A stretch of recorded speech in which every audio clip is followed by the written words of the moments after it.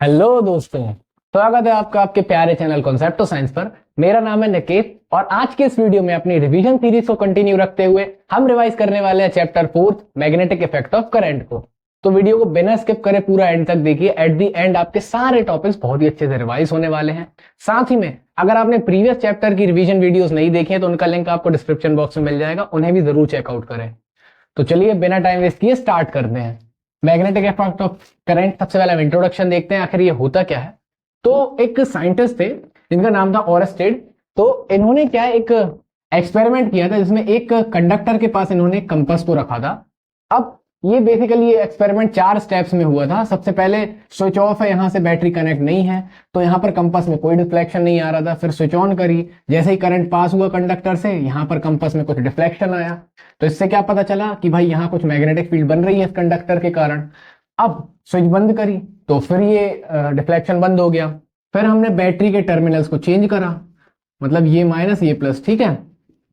अब डायरेक्शन हो गई ये करंट की, तो यहां पर जो डिफ्लेक्शन था उसकी डायरेक्शन भी चेंज हो गई। अभी डिफ्लेक्शन अगर लेफ्ट साइड जा रहा था तो टर्मिनल चेंज करने के बाद डिफ्लेक्शन की डायरेक्शन चेंज हो गई। तो इसका मतलब क्या है कि ये जो कंडक्टर था ये करंट फ्लो होने के कारण एज अ मैग्नेट बिहेव कर रहा था, ठीक है। पहले अगर हम सपोज करें कि ये नॉर्थ और ये साउथ जैसा बिहेव कर रहे थे तो बैटरी के टर्मिनल चेंज करने के बाद ये साउथ और ये नॉर्थ जैसा बिहेव करने लगे, ठीक है। और डिफ्लेक्शन भी दूसरे साइड हो गया। आई होप आपको ओरस्टेड एक्सपेरिमेंट क्लियर हो गया होगा। यहीं से हमें पता चला कि करंट के पास एक मैग्नेटिक इफेक्ट होता है। करंट के कारण 2 इफेक्ट और होते हैं, हम जानते हैं। करंट के कारण एक होता है हीटिंग इफेक्ट, एक होता है केमिकल इफेक्ट। केमिकल इफेक्ट बोले तो बैटरी के अंदर जो फेनोमेना होता है वो हम सेल वगैरह में देख चुके हैं, और जो हीटिंग इफेक्ट है वो लास्ट चैप्टर में हम डिस्कस कर चुके हैं, ठीक है। तो देखिए अब यहां पर अगर कोई मैग्नेटिक फील्ड बन रही है तो उसका डायरेक्शन भी तो डिटरमाइन करने के लिए कुछ रूल्स होंगे। तो यहां पर देखिए एक रूल आता है, सबसे ज्यादा कॉमन रूल है वाला, Maxwell right hand screw rule. Screw rule बोले तो हम अपने डेली लाइफ में कई बार देखते हैं कि हम स्क्रू को टाइट करते हैं। अरे स्क्रू तो गिर गया। स्क्रू को हम जब टाइट करते हैं तो स्क्रू का डायरेक्शन क्या होता है, मोशन का अंदर साइड जाता है। तो यहां पर अगर आप इसको इस साइड घुमा रहे हैं तो डायरेक्शन आपको ये मिलेगा, ठीक है। मतलब उन्होंने ये बताया था कि अगर आप डिस्प्ले करंट का डायरेक्शन अंदर है तो मैग्नेटिक फील्ड इस टाइप से आएगी, ठीक है, अंदर है। अब जैसे स्क्रू को हम खोलते हैं तो स्क्रू बाहर आता है, तो करंट का डायरेक्शन यदि बाहर है तो मैग्नेटिक फील्ड का डायरेक्शन इस टाइप से आएगा, ठीक है। सेकंड रूल था Fleming's right hand grip rule. ये भी यही था बेसिकली, ये वाला इस टाइप का था, ठीक है ना। ग्रिप रूल था ये वाला, ये ग्रिप अगर ये डायरेक्शन है तो हम ऐसी ग्रिप करेंगे ये वाला, ठीक है। ये था Fleming right hand grip rule. ये 2 बेसिक रूल्स थे। इसके बाद देखिए हमारा बेसिकली चैप्टर अब स्टार्ट हो रहा है। अभी तक जो भी कुछ हमने देखा सब इंट्रोडक्शन था। ये हमारा बायो-सैवर्ट लॉ सबसे इंपॉर्टेंट लॉ है, इस पर बेस्ड ढेर सारे डेरिवेशंस भी करने हैं हमें। तो बायो-सैवर्ट नाम के साइंटिस्ट थे, 2 साइंटिस्ट थे एक्चुअली। इन्होंने क्या बताए थे कि ये कोई बहुत ही ज्यादा लेंथ का, इनफाइनाइट लेंथ का कोई वायर है जिसमें आई करंट फ्लो कर रहा है, और हम उसकी इस छोटी सी लेंथ के कारण इस पी पॉइंट पर जो कि आर दूरी पर है इस पर मैग्नेटिक फील्ड इंटेंसिटी कैलकुलेट करना है, ठीक है। मैग्नेटिक फील्ड आप जानते होंगे आई गेस कि किसी भी मैग्नेट का वो एरिया जहां तक वो अपना अट्रैक्टिव या रिपल्सिव फोर्स लगा सकता है वही रेंज कहलाती है फील्ड उसकी, मैग्नेटिक फील्ड। और इंटेंसिटी मतलब यहां पर कितना फोर्स लगा रहा है, यहां पर कितना फोर्स लगा रहा है, यहां पर कितना फोर्स लगा रहा है, इसी क्वांटिटी को हम बोलते हैं इंटेंसिटी ऑफ मैग्नेटिक फील्ड, ठीक है। तो ये डीवी जो है हमारा इंटेंसिटी ऑफ मैग्नेटिक फील्ड है, इसकी एसआई यूनिट होती है टेस्ला, ठीक है। तो बायो-सैवर्ट ने क्या बताया था कि मैग्नेटिक फील्ड यहां पर किन चीजों पर डिपेंड करेगी। फर्स्ट थिंग है कि भाई जितना ज्यादा करंट फ्लो करेगा उतनी ज्यादा मैग्नेटिक फील्ड होगी। दूसरा, जितनी बड़ी लेंथ होगी उस पर उतना ज्यादा मैग्नेटिक फील्ड मिलेगी। तीसरा साइन थीटा, यहाँ पे मतलब साइन थीटा बोले तो हम सीधे ऐसा भी समझ सकते हैं कि जितनी ज्यादा वैल्यू थीटा की होगी उतनी ज्यादा वैल्यू हमें मैग्नेटिक फील्ड की मिलेगी।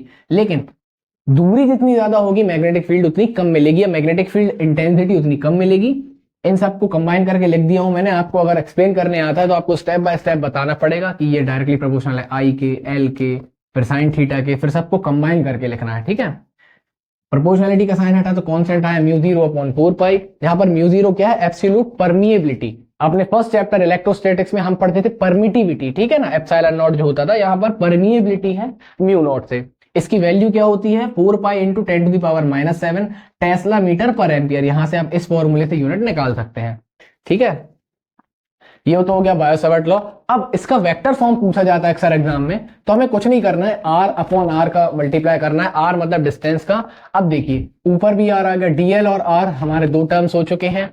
आई तो फिक्स वैल्यू है, स्केलर क्वांटिटी है, ठीक है, साइन थीटा भी फिक्स है।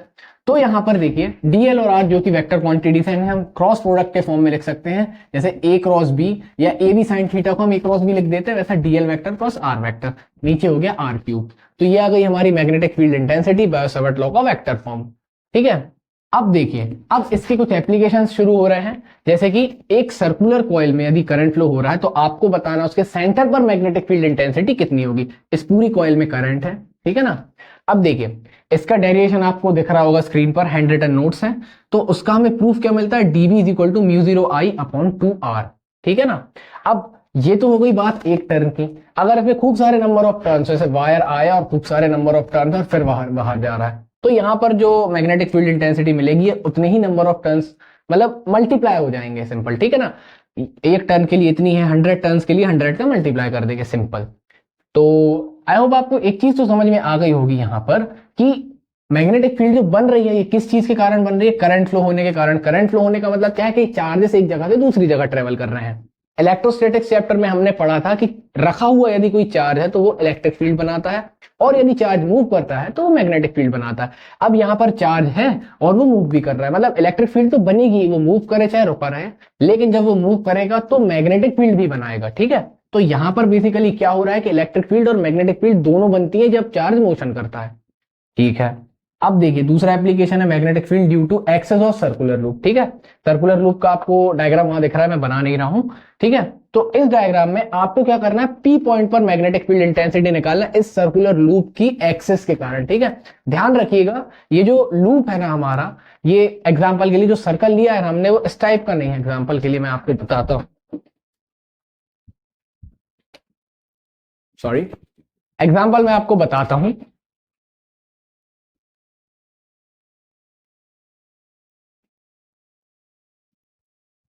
ये है हमारा सर्कुलर लूप और ये इस प्लेन के परपेंडिकुलर है, और इससे पी पॉइंट पर दूरी हमने निकाली है, ठीक है। हाइपोटेनस जैसा जो आपको डिस्टेंस दिख रहा है ना, ये तो यहां पर हम सर्कुलर लूप की एक्सेस के कारण पी पॉइंट पर मैग्नेटिक फील्ड इंटेंसिटी कैलकुलेट करते हैं, जिसका बहुत थोड़ा सा कॉम्प्लेक्स फॉर्मूला लगता है देखने में। म्यू 0 आई, ए मतलब रेडियस हो गई, और एक्स क्या है, सेंटर से पी पॉइंट तक की दूरी, ठीक है, इसकी पावर 3/2।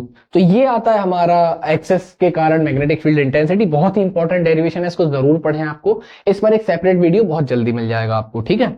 इसके बाद आते हैं हमारे नहीं, क्लॉक रूल आता है। क्लॉक रूल क्या कहता है हमसे कि मान के चलिए कोई कॉइल है, वो इस तरीके से कुछ नंबर ऑफ टर्न्स है उसमें, ठीक है, करंट जा रहा है तो ऐसा ऐसा ट्रेवल कर रहा है, मतलब क्लॉकवाइज डायरेक्शन में जा रहा है और एंटी क्लॉकवाइज डायरेक्शन में जा रहा है।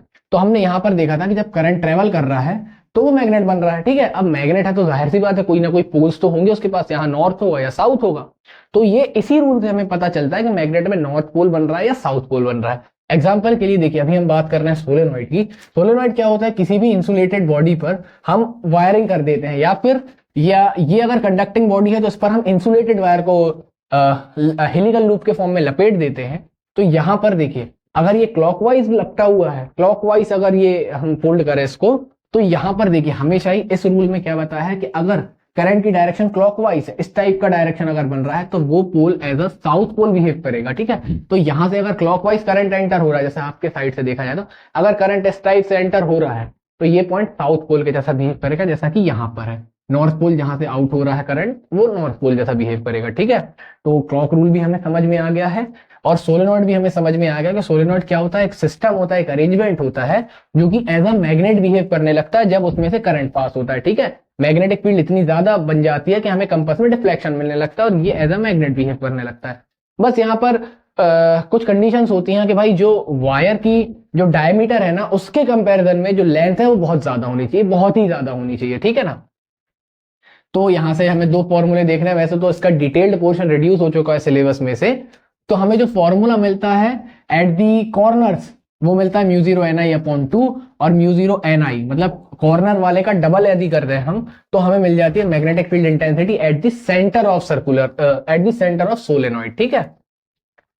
तो अब हम आ जाते हैं एम्पियर सर्कुलर लॉ पे। देखिए जिस तरीके से हमने इलेक्ट्रोस्टैटिक्स में गॉस लॉ पढ़ा था, गॉस लॉ क्या होता था कि किसी भी क्लोज कंडक्टर के अंदर जितने चार्जेस होंगे उनसे निकलने वाला इलेक्ट्रिक फ्लक्स एप्सिलॉन नॉट के डिवाइड करने उसके इक्वल होगा।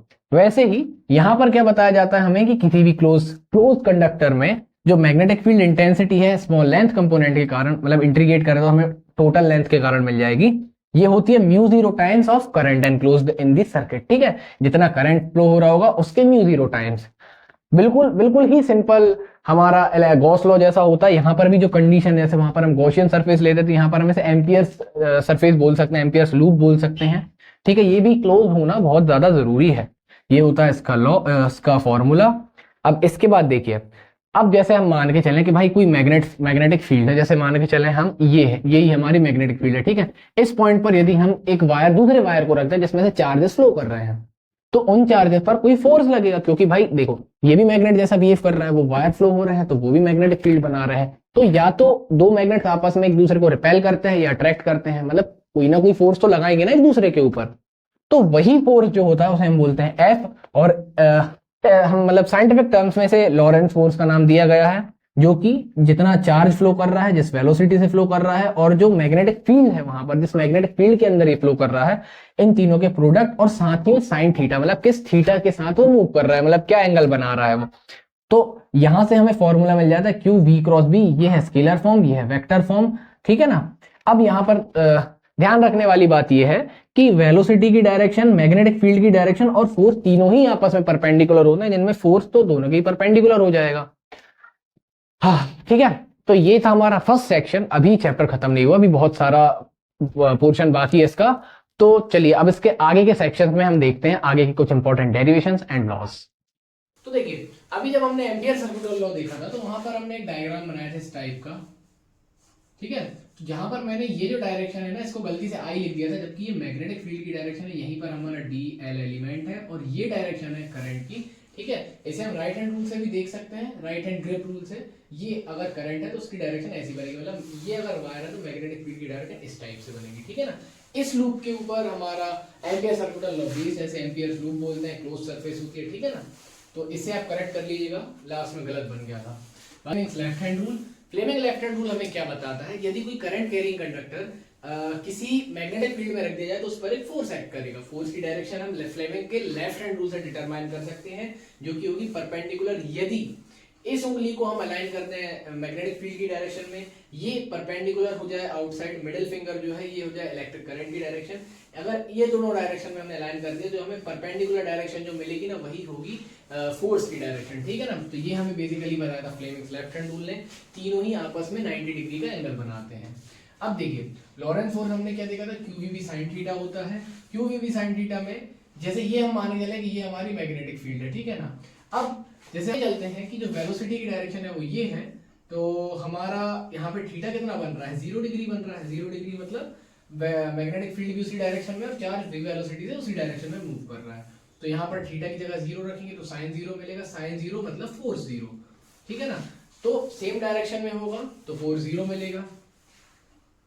जब थीटा 90 डिग्री होगा, है ना, तो यहाँ पर हमें जो फोर्स मिलेगा ये मैक्सिमम मिलेगा, यानी 1 मिलेगा। 1 मिलेगा मतलब ये साइन थीटा की वैल्यू हो जाएगी 1, तो हमें जो फोर्स मिलेगा ये मिल जाएगा QVB। सिमिलरली जब हम 180 डिग्री के लिए रखेंगे, मतलब मैग्नेटिक फील्ड की डायरेक्शन राइट साइड है, वेलोसिटी लेफ्ट साइड आ रही है। ठीक है, चार्ज लेफ्ट साइड मूव कर रहा है, तो यहाँ पर जो हमें फोर्स मिलेगा अगेन 0 मिल जाएगा। ठीक है, तो ये 3 केसेस हो गए लॉरेंट्ज फोर्स के।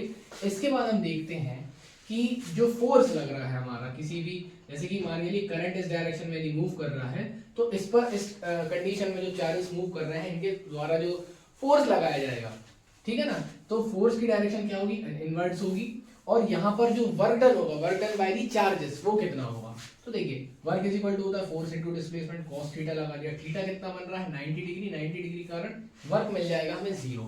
तो इस सिचुएशन में हमेशा ही हमें वर्क 0 मिलने वाला है जब फोर्स इनवर्ट लग रहा हो, मतलब टुवर्ड द सेंटर लग रहा हो, और टेंजेंशियल वे में हमारा डायरेक्शन ऑफ मोशन हो। चार्जेस टेंजेंशियल वे में मूव करेंगे तो जो वर्क डन मिलेगा हमेशा 0 मिलेगा। इसका हम कह सकते हैं सर्कुलर मोशन वाले केस में। ठीक है ना। अब यदि कोई चार्ज सर्कुलर मोशन कर रहा है, तो जैसे कोई भी बॉडी सर्कुलर मोशन कब करती है, जब कोई फोर्स हो जो कि उसको सेंट्रीपिटल फोर्स प्रोवाइड कर रहा हो। सेंट्रीपिटल फोर्स मतलब mv²/r। ठीक है। अब इस कंडीशन में चार्ज जो यहाँ पे गोल गोल घूम रहा है, किस फोर्स के कारण घूम रहे थे, एक्चुअली लॉरेंट्ज फोर्स के कारण, QEB sin थीटा। थीटा कितना था 90 डिग्री, तो यहाँ पर sin थीटा कितना हो गया 1। तो फोर्स QVB है और जिसके कारण सेंट्रीपिटल फोर्स मिल रहा है और चार्जेस गोल गोल घूम रहे हैं। तो जब हम mv² अपॉन r को qvb के इक्वल रख देंगे तो हमें इस सर्कल की रेडियस मिल जाएगी। r की वैल्यू हम यहाँ से कैलकुलेट कर सकते हैं। अब speed is equal to distance upon time होता है। डिस्टेंस कितना हो गया 2πr और स्पीड कितनी हो गई यहाँ से हम निकाल सकते हैं v का फॉर्मूला। तो हमें टाइम का एक्सप्रेशन भी मिल जाता है। टाइम का एक्सप्रेशन आएगा 2πm/qv और रेडियस ये आ चुकी है। अब वेलोसिटी अगर हमारे पास है तो हम काइनेटिक एनर्जी भी इजीली निकाल सकते हैं। मास यहाँ से निकल गया और v का स्क्वायर कर दिया हमने तो हमें काइनेटिक एनर्जी भी मिल जाएगी। ठीक है, तो ये हो गई हमारी किसी भी चार्ज के सर्कुलर मोशन में जो काइनेटिक एनर्जी है, रेडियस है और टाइम पीरियड है। ठीक है ना, तीनों टर्म्स हमने कैलकुलेट कर लिए हैं। इसके बाद हम देखने वाले हैं दूसरे प्रकार का फोर्स। दूसरे प्रकार का फोर्स बोले तो कि अभी तक हमने देखा था कि किसी मैग्नेटिक फील्ड में चार्जेस पर लगने वाला फोर्स, लेकिन अब यदि हम किसी कंडक्टर को, जैसे ये कोई कंडक्टर, इसमें से चार्जेस फ्लो कर रहे हैं, करंट फ्लो कर रहा है, तो जब इस कंडक्टर को हम प्लेस कर देंगे किसी मैग्नेटिक फील्ड में तो इस पर भी तो कोई फोर्स लगेगा, क्योंकि इससे चार्ज फ्लो कर रहे हैं तो ये मैग्नेट जैसा बिहेव कर रहे हैं। और किसी दूसरी मैग्नेटिक फील्ड में अगर मैग्नेट को रखा जाए तो या तो अट्रैक्ट होगा या रिपेल होगा, मतलब कोई फोर्स लगेगा। ठीक है, तो ये फोर्स होता है ILB sin थीटा। I मतलब जो करंट फ्लो हो रहा है, L मतलब लेंथ ऑफ वायर, B मतलब जिस मैग्नेटिक फील्ड में वो रखा हुआ है, थीटा क्या है यहाँ पर, L और B के मतलब लेंथ एलिमेंट और मैग्नेटिक फील्ड के बीच का एंगल। इसे हम वेक्टर फॉर्म में कैसे लिख सकते हैं, IL क्रॉस B। ये QVB sin theta Lawrence force है और ये करंट कैरिंग कंडक्टर पर लगने वाला फोर्स है। ठीक है ना। अब इसके बाद यदि दो पैरेलल वायर्स को हम दो पैरेलल करंट कैरिंग वायर्स को इस तरीके से अरेंज करें तो ये किस तरीके से एक दूसरे पर फोर्स लगाएंगे, क्योंकि ये भी मैग्नेट जैसा बिहेव कर रहा है, ये भी मैग्नेट जैसा बिहेव कर रहा है। अब दोनों में ही डायरेक्शन है करंट की ऊपर साइड। ठीक है, तो दोनों में ही डायरेक्शन अगर ऊपर साइड है तो ये हमेशा ही एक दूसरे को करने के लिए लगाएगा। ठीक है, इसका डेरिवेशन आपको देखने को मिल रहा होगा, आपको समझ में आ रहा होगा डेरिवेशन। इसका प्रूफ आता है μ0 I1I2/2πr।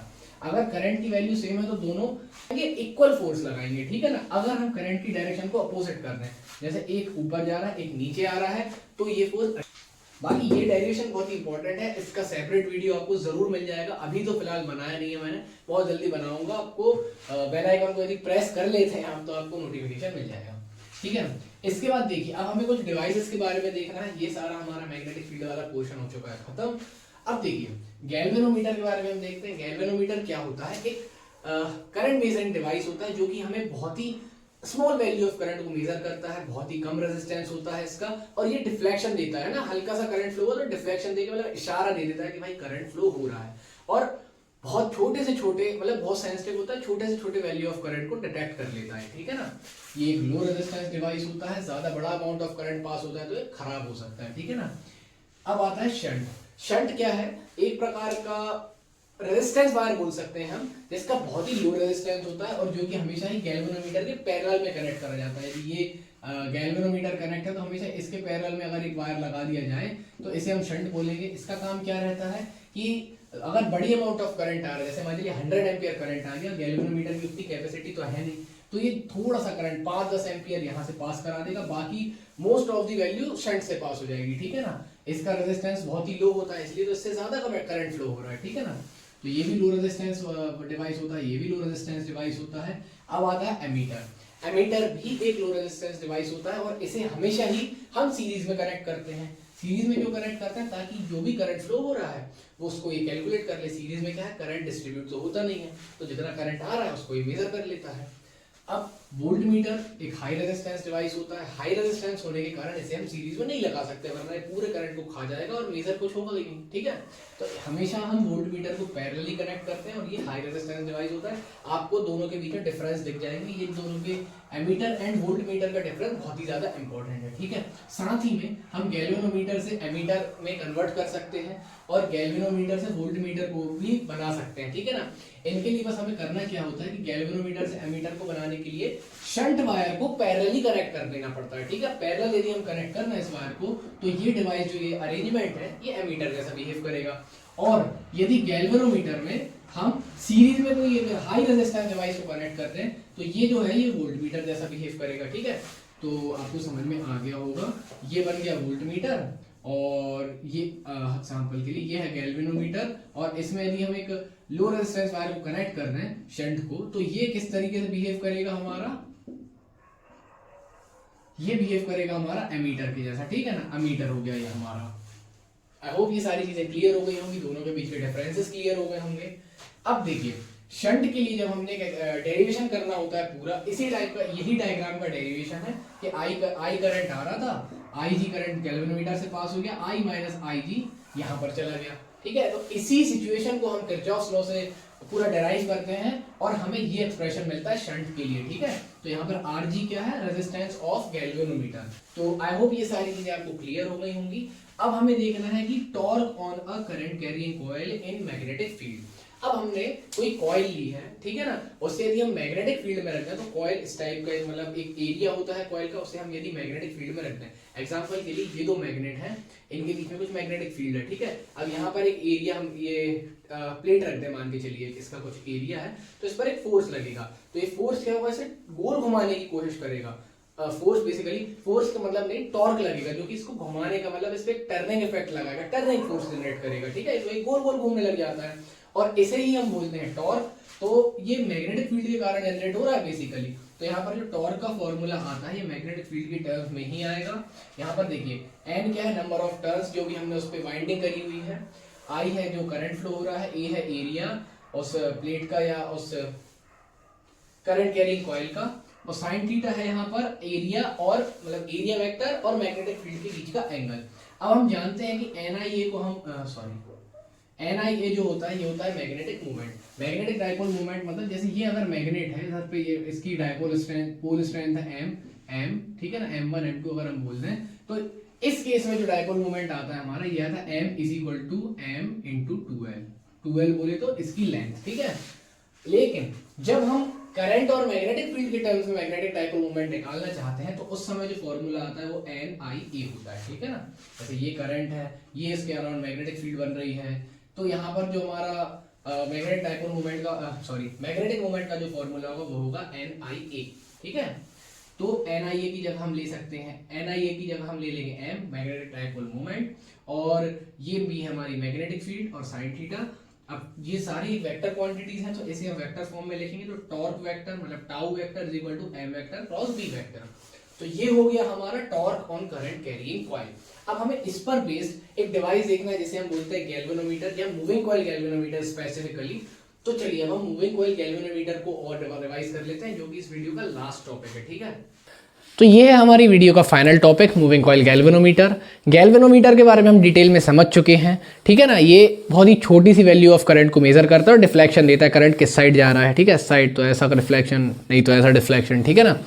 बाकी अब इसका सेटअप हम देखें तो ये होती है cylindrical iron core, soft iron core, जिस पर हम कॉपर वाइंडिंग कर देते हैं, ठीक है ना, वाइंडिंग कर देते हैं। और ये हॉर्स शू लगे हुए हैं दो, है ना, नॉर्थ पोल साउथ पोल इस तरीके से रखा जाता है। तो यहाँ पर मैग्नेटिक फील्ड की डायरेक्शन इस टाइप से है। तो ये बेसिकली मैग्नेटिक फील्ड के बीच में हमने सॉफ्ट आयरन कोर रख दी है ना। तो ये क्या होती है, टॉर्क लगने के कारण गोल घूमती है। अब गोल घूमेगी तो ये क्या, यहाँ पर एक स्प्रिंग है, इससे अटैच है। अब ये स्प्रिंग जितना ज़्यादा कॉइल पर जितना कोर पर जितना ज़्यादा टॉर्क लगेगा, इतना ज़्यादा घूमेगी, उतना ज़्यादा रीस्टोरिंग टॉर्क यहाँ पर जनरेट होगा, ठीक है। रीस्टोरिंग टॉर्क यहाँ पर जनरेट होगा और उसी टॉर्क के कारण यहाँ पर हमें एक वैल्यू मिल जाएगी, ठीक है ना। जब ये दोनों टॉर्क, इस पर लगने वाला टॉर्क और रीस्टोरिंग टॉर्क एक दूसरे को कैंसिल आउट कर देंगे या इक्वल हो जाएंगे, तो यहाँ पर हमें स्टेबिलिटी देखने को मिलेगी और ये जो हमारा बार है यहाँ पर किसी वैल्यू पर आकर रुक जाएगा और वही हमारी रीडिंग होगी कि 3 ampere 2 ampere milli ampere micro ampere जो भी हमारा आ रहा है वो हमें वैल्यू मिल जाएगी, ठीक है, करंट की। तो यहाँ पर आपको आई होप समझ में आ गया होगा कि कॉन्केव शेप के हॉर्स शू मैग्नेट लगे हुए हैं, ये दो मैग्नेट हैं, सॉफ्ट आयरन कोर सेंटर पर रखी हुई है। इसका फायदा क्या होता है, अच्छा हाँ, यहाँ पर ये जो मैग्नेट है ना, ये रेडियल शेप के मैग्नेट है, ठीक है ना। तो इनसे क्या होता है कि ये मैग्नेटिक फील्ड को थोड़ा अच्छे से कॉन्सेंट्रेट कर पा रहे हैं, यहाँ पर ज़्यादा वेस्ट नहीं हो रही, कुल मिला के वेस्टेज कम है और गैल्वेनोमीटर की सेंसिटिविटी बढ़ रही है इससे, ठीक है ना। इसके बाद कॉपर वाइंडिंग ओवर कोर, ये कॉपर की वाइंडिंग करी हुई है हमने, और यहाँ पर इस कंडीशन में जो रीस्टोरिंग टॉर्क इस स्प्रिंग में जनरेट हो रहा है वो डायरेक्टली प्रोपोर्शनल होता है डिफ्लेक्शन के, सॉरी, है ना। यहाँ पर ये जितना ज़्यादा डिफ्लेक्शन है, जितना ज़्यादा टॉर्क उतना ही ज़्यादा डिफ्लेक्शन। यहाँ पर प्रोपोर्शनैलिटी कांस्टेंट आ जाता है K, मतलब टॉर्जन कांस्टेंट बोलते हैं इसको हम। अब जब ये दोनों टॉर्क एक दूसरे को कैंसिल आउट कर देते हैं तो ये पोजीशन कहलाती है इक्विलिब्रियम पोजीशन। इस पोजीशन में जो डिफ्लेक्शन होता है ये करंट के डायरेक्टली प्रोपोर्शनल होता है। अगर आपको इसका डिटेल्ड वीडियो चाहिए तो कमेंट सेक्शन में बताएं, इस पर एक सेपरेट डिटेल्ड वीडियो मैं बना दूंगा, ठीक है। तो आज के रिवीजन वीडियो में बस इतना ही। आई होप आपके सारे टॉपिक्स रिवाइज हो गए होंगे। अगर आपने पढ़ लिए हैं तो ही रिवाइज हो सकते हैं, बाकी अगर नहीं भी पढ़े हैं तो आपको एक मोटा मोटा आइडिया लग गया होगा कि आपको क्या करना है ना। तो आपको थोड़ा थोड़ा समझ में आ गया होगा, उनको थोड़ा और डिटेल में समझेंगे तो सारी चीज़ें क्लियर हो जाएंगी, ठीक है ना। तो वीडियो इंटरेस्टिंग लगा हो तो लाइक करें, साथ ही कमेंट ज़रूर करके बताएं कि क्या है, क्या सजेशंस हैं, क्या इंप्रूवमेंट किए जा सकते हैं, किन टॉपिक्स पर वीडियो चाहिए हैं, ठीक है। वीडियो दोस्तों के साथ ज़रूर शेयर करें, वीडियो को चैनल को सपोर्ट करें गाइस, अभी बहुत ज़्यादा सपोर्ट की ज़रूरत है, बहुत ग्रो करना है, ठीक है। तो मिलते हैं नेक्स्ट वीडियो में नेक्स्ट चैप्टर के साथ। चैप्टर 5 का फुल रिवीजन वीडियो 2-3 दिनों में आपको मिल जाएगा, ठीक है। मिलते हैं नेक्स्ट वीडियो में। Thanks for watching.